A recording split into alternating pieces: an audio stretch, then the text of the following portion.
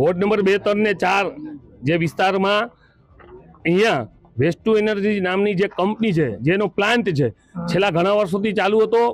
શરૂઆતમાં જ અમારા કોંગ્રેસના કોર્પોરેટરો અને આગેવાનોએ આનો વિરોધ કર્યો હતો. ત્યારે સ્તંભિત થઈ હતી આ કંપની. પાછી આ મહાકાય કંપની શરૂ કરવામાં આવી છે.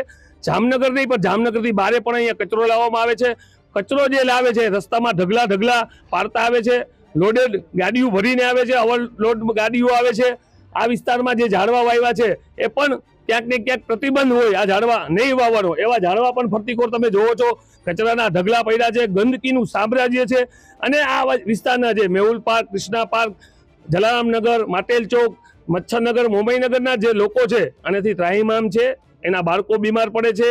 કેન્સર અને ટીબી જેવા જે રોગો છે એમાં સપડાય છે. માટે અમે આજે આ કંપનીના અધિકારીઓ છે ને રજૂઆત કરવામાં આવ્યા છીએ કે તમે વહેલી તકે તમારા બધા 40% વાળા ભાગીદાર છે એને સમજાવીને આને સંકેલો કરો.